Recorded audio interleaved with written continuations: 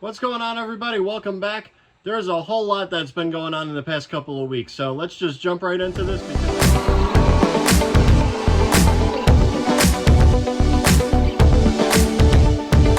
So we have an absolutely beautiful and somewhat rare locomotive. Let's check this one out.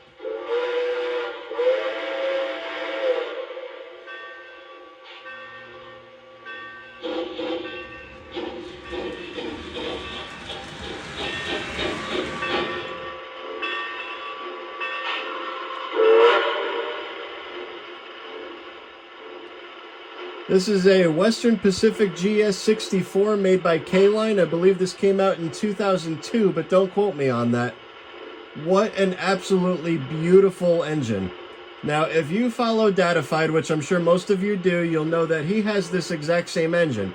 And it took him years to find this. Well, Jesus, on the other hand, is a master at finding random stuff. We were sitting at the lunch table at work, and he goes, "Hey, I think I found something that you might be interested in." I said, "Oh, really? What is it?" And he showed me this. So naturally, I had to jump on it because I haven't seen one of these in years.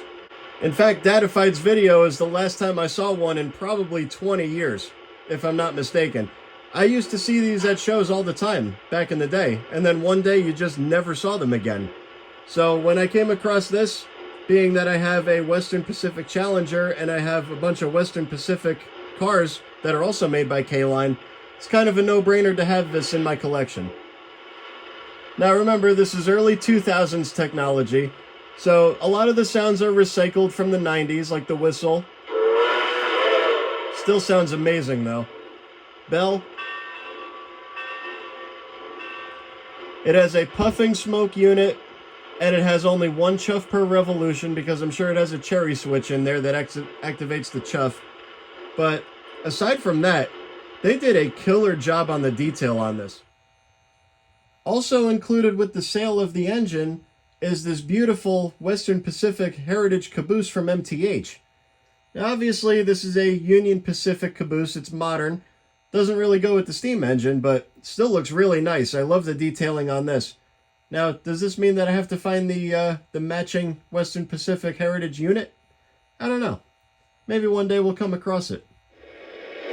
Now remember, this is tooling from the early 2000s, so it's not going to be like Vision Line quality or anything like that.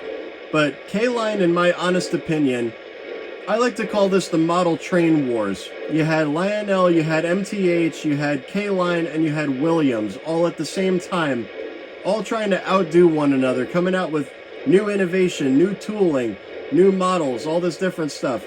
So I believe that like 1995 to, I want to say maybe 2007 was the best years for model trains. Just look at the detail on this.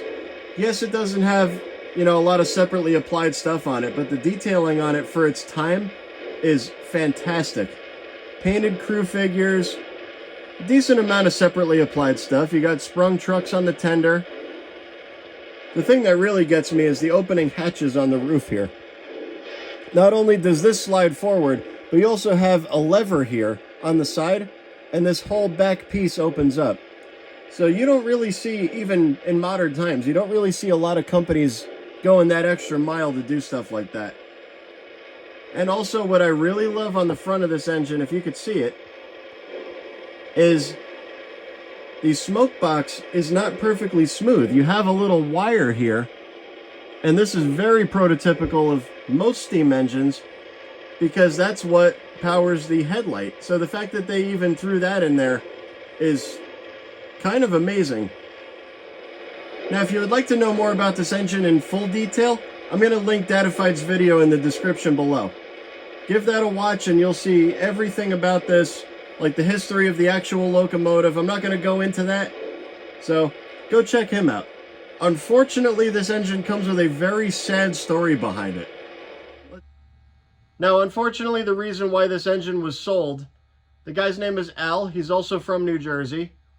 And on the receipt, it said that him and his brother built this whole collection together and they were going to build a dream layout. And unfortunately, his brother passed away from pancreatic cancer. So, Al, I know exactly how you feel. Pancreatic cancer took my grandmother in 2012, and it sucks. It really does. It happened so fast. She got diagnosed, and almost 2 weeks to the day, she was gone. So, I know exactly how you feel, but I'm just letting you know, Al, if you come across this video, this engine went to a very good home. This thing is going to be treated with the highest respect that you can give a model train. It's always going to be maintained, put on a shelf for display. So it's in good hands, trust me.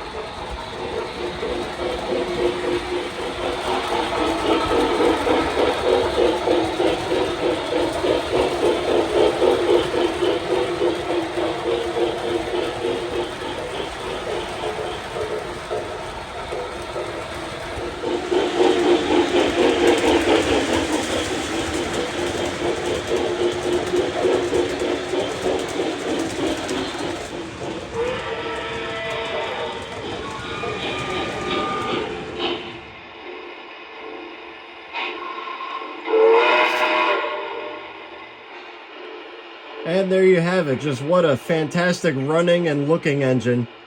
Now, DADIFIED did say that he was going to modify his a little bit, and I'm kind of leaning towards that as well.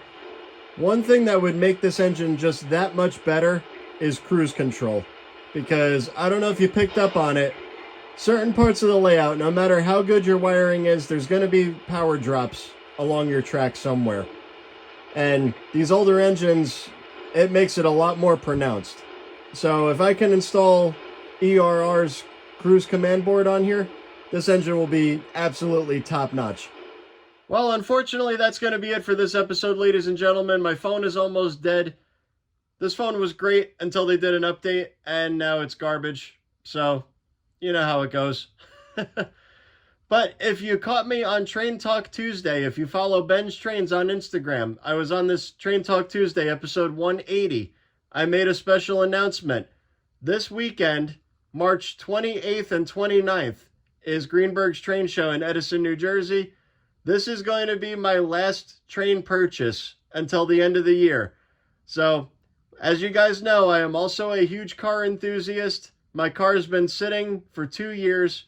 I wish I made the money to juggle both of these hobbies at the same time, but unfortunately I do not.